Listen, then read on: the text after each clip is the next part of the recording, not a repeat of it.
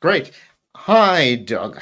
So it's fascinating. We're just here to chat about your thoughts with regards to embalmers clots and what's making them. But before I go any further, can you just tell us a little bit about you? You're based in the UK in Liverpool, aren't you? I am, and my original degree was biochemistry, and I finished my doctorate at the end of the 70s when molecular biology was kicking off, and I had a choice to become a molecular biologist, or as we would now call it, but didn't then, a systems biologist.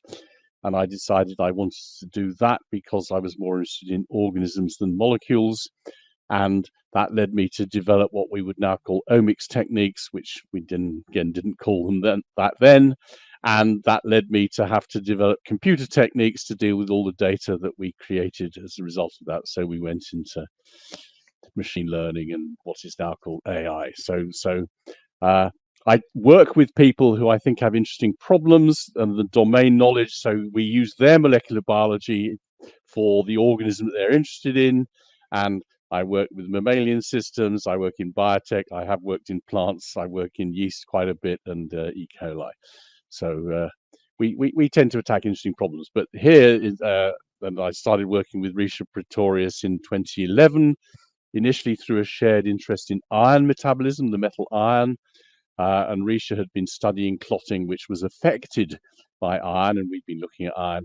And we decided to join forces to bring our complementary expertise together, Excellent. and eventually discovered that blood can clot into this anomalous, and as it turns out, so-called amyloid form, which is more resistant than usual to the being got rid of by fibrinolysis, because amyloid proteins are prions, a particularly potent example of proteins that can turn into a different form without any change in sequence, same protein, just Wow. changes into a different form and becomes more resistant. So the fact that blood can do it as well is not of itself uh, ridiculously unusual, because we discovered that it Mm. could.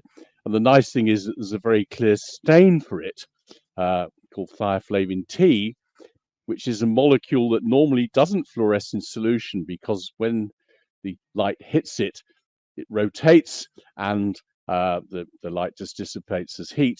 Whereas when it's bound to the amyloid to which it can bind, it can't rotate, and so then it fluoresces. So it's a very nice fluorogenic stain, which means that we can light up any amyloid proteins we happen to see, and the ones we see are the blood clots that are going around the system in a variety of chronic infectious diseases and in some cases acute diseases, in particular long COVID. Yeah, and you know, part of the reason why I reached out to Risha, did I get that right? Mm. Yeah, was because of the work that she'd done on fibrin microclots, which similar to you had worked with her on it. And I'm just going to show this here. So this was the paper here that yep, got yep, my attention. So there you are. yep, Yeah, and there is Risha Pretorius. So this here was focused on long COVID, yep. and I've been focused on it as well. And so this was part of the question mark about the microclots, and I've got in the paper here this part here. This is what it tends to look like when you said that it fluoresces. Yep, So yep, this is normal. yep. This is I think you have this to is say A, B, C, D because I don't see a B. pointer. But Oh, sorry, you don't see the point. A Yes, is there we go. normal. Right, Yeah, there's a pointer in B. Uh, yeah. anyway, controls are A, and the others are people with long COVID.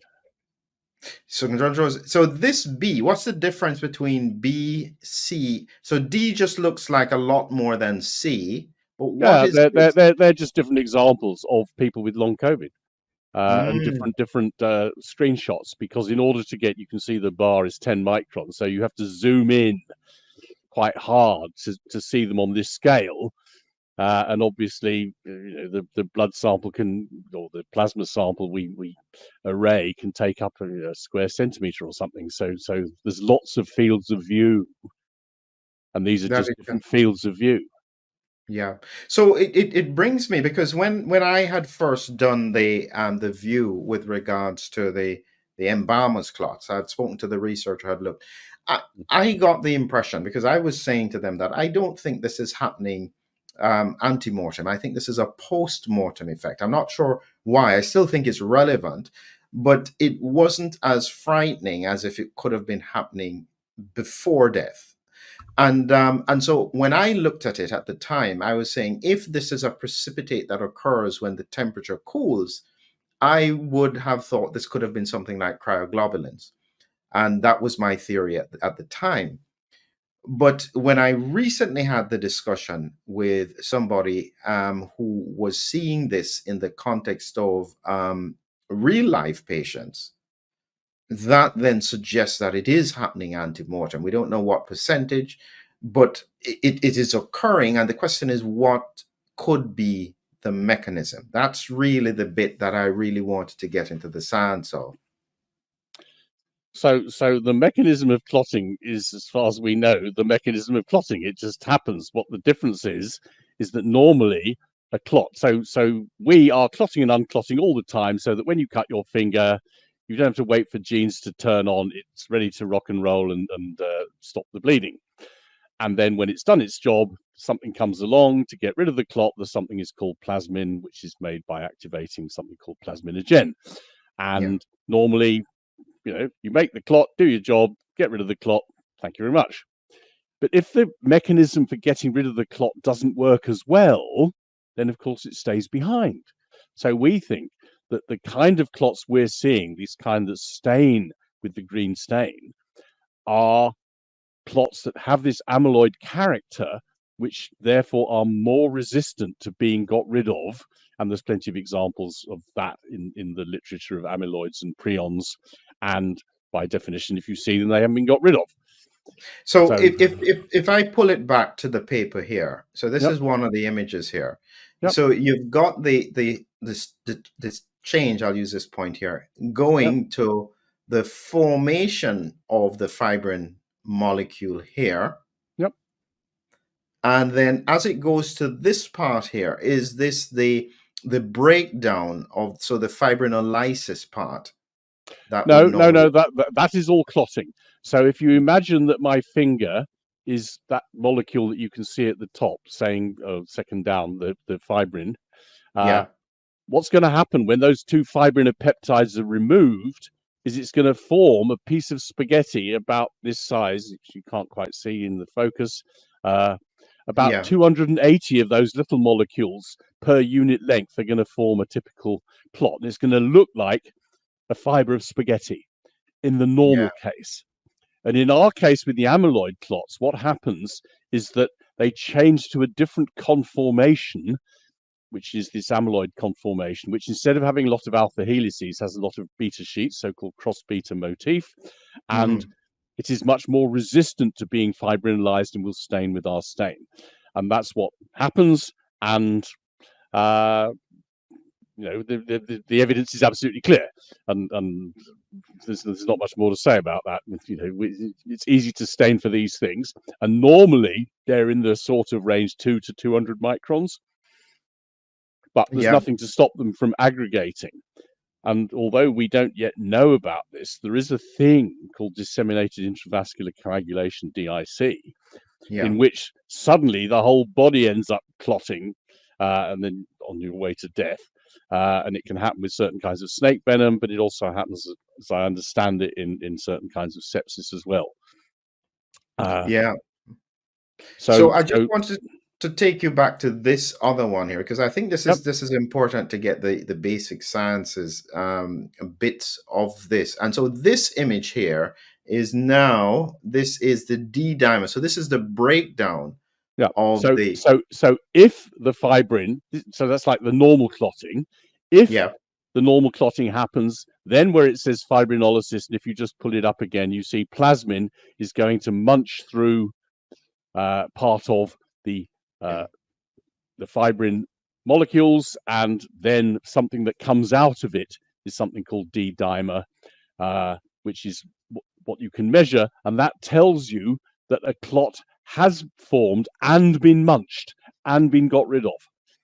Our version hasn't been got rid of, and therefore D-dimer of itself is not a particularly interesting measurement.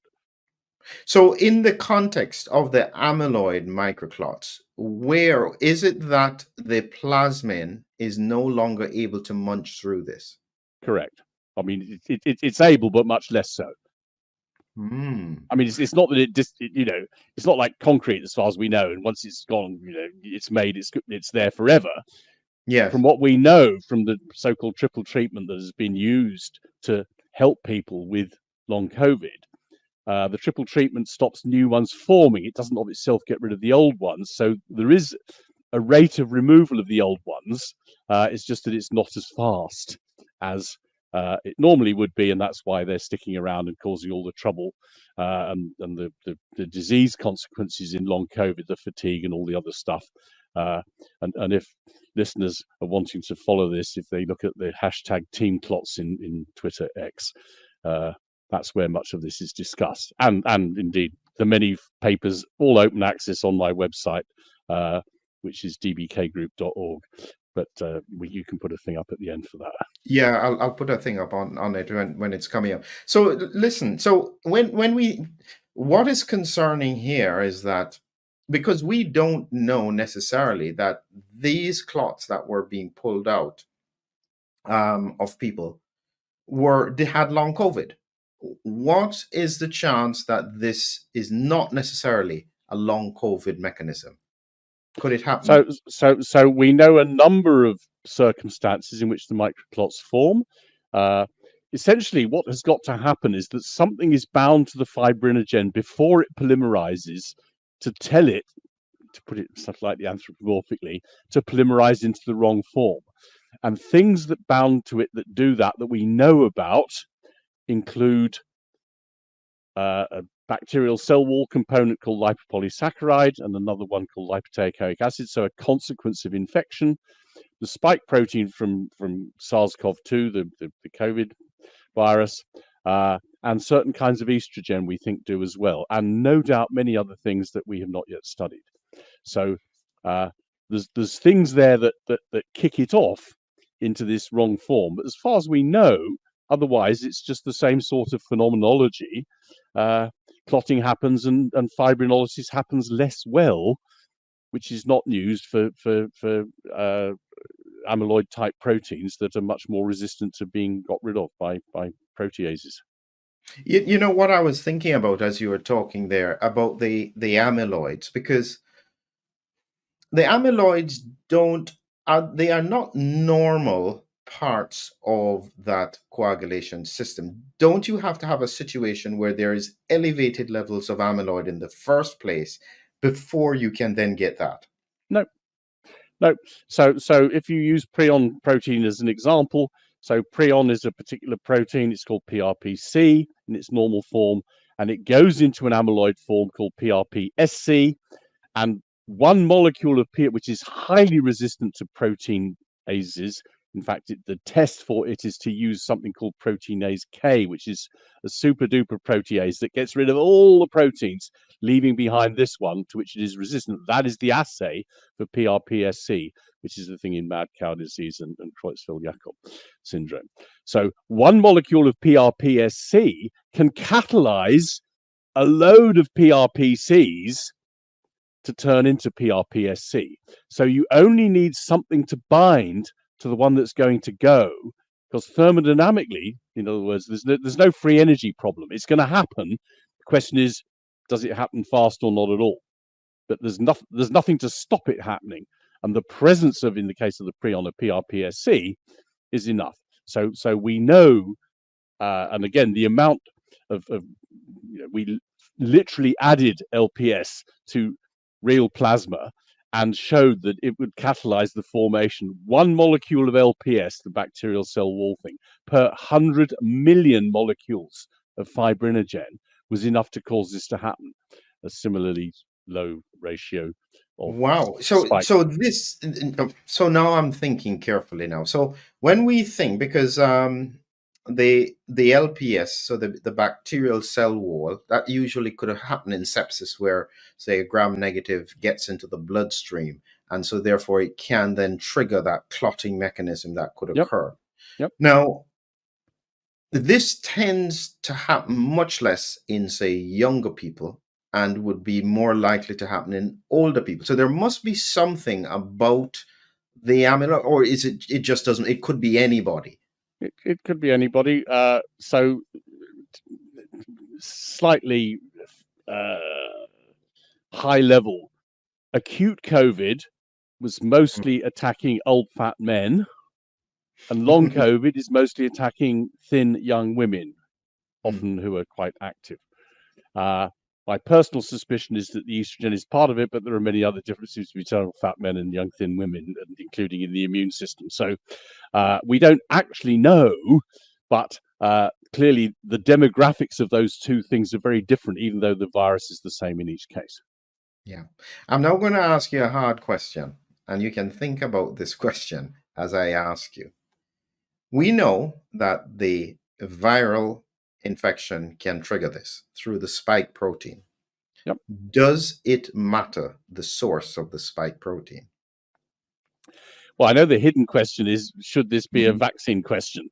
Absolutely. And the answer is, as far as we know, spike is spike. There's other things in the vaccines that I don't even know the details of because they're probably proprietary, which may make it more or less likely to have such an effect.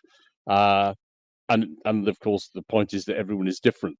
You give 1,000 people a thing, and some fraction react badly, and some fraction don't even notice. So because everyone's different, partly genetically, but probably as much lifestyle as well. And we simply don't know at this stage because nobody's done the genetics.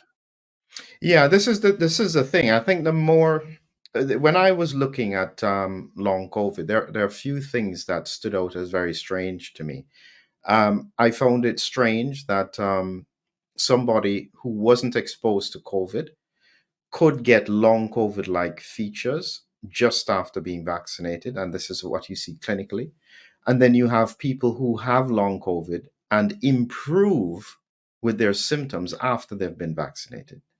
That never used to be. I thought that that was absolutely critical science to understand, because there clearly is something here that is occurring. Now, I focused more on the immune response, but more and more, when we were looking at our research, we found that when they looked at the biopsies in the gut, there was evidence of spike protein. This is after infection, long COVID. Spike protein was in some part of the lining of the intestine. We don't know exactly which cell, whether it was an enterocyte or any of the other cells. But critically, they found that the spike protein or remnants of the spike protein were located in T cells, CD8 T cells, in the submucosal region. Yep. This suggests that the spike protein can almost become embedded in these immune cells, long living immune cells. And it seems that they are therefore circulating spike protein. And this circulation of spike protein could be driving the microclots. Does that make any sense? So again, I'll reiterate, everyone is different. There are multiple causes. I mean, spike is the cause. Clearly, that's the case. But whether it's caused by, in any individual case, circulating in T cells, being around in any other cells that happen to die and then dump their spike into the bloodstream, or whether it is a bug in your gut that happened to be taken over by the virus, just like, probably it's a bit sciencey here, just like a bacteriophage can infect a bacterium, and then the bacteria make lots more bacteriophage. In the worst case, it may be that that's what's happening. We don't know, but it's perfectly plausible. I wouldn't. You've Other than hit that. on another really interesting nail, which is that I think Carlo Brogna in Italy found Yeah. that the spike the He's the one that raised this as a significant suggestion. So yeah, this was, and more importantly, it's not just the spike, but the toxin. So there was something that you said at the beginning where you mentioned there are certain snake toxins that can also trigger this kind of clotting cascade. And one of the things that he had found is that there are a number of conotoxins that the bacteria seem to make after exposure to the virus. Could that be a part? I guess it's a multi-hit mechanism, so to speak, where multiple points could actually be a trigger. And that is what a systems biologist will say, because a systems biologist will say, we have this complicated system, everything's connected up. You could come in at all kinds of different places. We didn't discuss interferon. My personal suspicion is that's quite heavily involved in these kinds of phenomena, whether for instance, so interferon is normally keeping down your latent viruses, which we all carry. But if suddenly it has to go off and do something else, like deal with an infection or a trauma or something like that, then the latent viruses can wake up and cause trouble. So it depends how quickly your own interferon levels go up and down. And that's one of dozens and dozens of other proteins that could play a part. And everyone is different. So these big Yeah, studies. this is the I guess the clinical part of this now is that when we look at these micro that could be becoming macro clots, and I've got this other image here for you, where we're saying here technically that the the infection here, or we could say the spike protein, triggers this fibrinogen, which then is struggling to be broken down and then becomes these amyloid fibrin microclots. Yep. Could then multiple of these big amyloid fibrin microclots join together and make a continuous sheet of clot? No reason why not. I mean, we know that amyloids aggregate. That's, in a sense, not news. How they Mm, aggregate, how badly they aggregate, how big it gets. We're still in the stage of persuading people that this, what you see on the slide there, is a thing.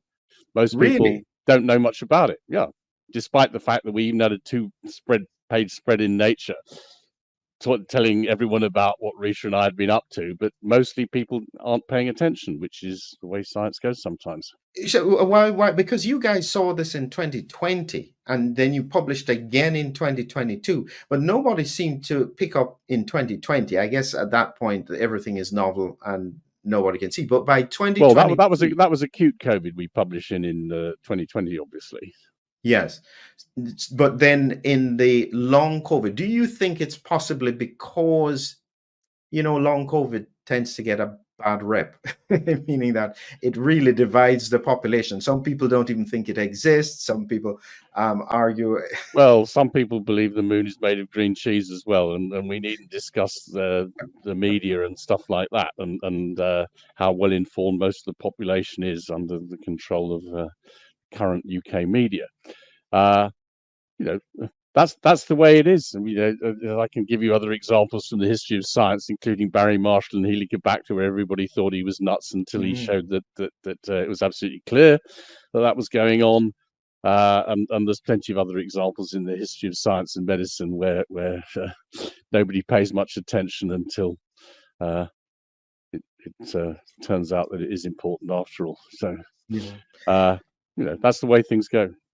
So I think then I'll just capture this last bit of the thought here before I stop this recording, which is that based on therefore what we're seeing with these clots, because what I see angiograms, and in the angiograms we are not seeing these kinds of clots. So when Dr. Shetty was there, he said something that I found very interesting. He said, could these be almost becoming like casts on the blood vessels? So they are forming these sheets that are then almost lying against. So you can't tell the difference between the endothelium and these amyloid clots, which then could potentially grow quite large and in some people break off. Does that make any sense? It makes perfect sense, but I'm not a radiographer, so I'd point you at someone like Graham Lloyd Jones, who is one of the leading people looking into these kinds of things as to what you can and can't see. Uh, but what you can see for sure is the clots in venous blood. What we don't know, of course, is where they go and get trapped and cause trouble, because they, by definition, are not flowing freely around the main veins and arteries where they might get measured. There's one other question I'd like to ask you, Doug. When I think about the clots, even though when I think about what he was doing in his labs, even though they were also doing embolectomies in the arterial system, it seemed that the predominant ones they were seeing were clots in the venous system. Do you think that's just a flow related phenomenon, or could there be any other characteristic about the venous system that would predispose for amyloid like clots to occur there as opposed to more in the arterial system? Gosh, well, obviously, and again, this is not my area of expertise. You will be able to tell me whether they're less aerobic and whether that's possibly a thing. Hmm, that's interesting. Yes, it is. The venous blood would have less oxygen content. It would be slower flowing. So those are the kinds of phenomena we think, without much real evidence, that flow phenomena are involved in the likelihood of making an amyloid clot and the size it tends to be. We haven't studied it yet in any detail. We're kind of doing other things at the moment, but it's on the list of things to do for sure. Excellent, excellent. Great. Thank you, Doug. Just hang fire there. Let me just My click this. last point that I do want to Yeah, make before we stop is that yeah. the question is, what should people do who are interested in these things, your big clots? And the answer is stain them and see if they are amyloid in nature. And it's a dead easy experiment to do. So that's what needs to be done. Excellent, excellent, excellent. Couldn't have asked for better. Just hang fire there a minute.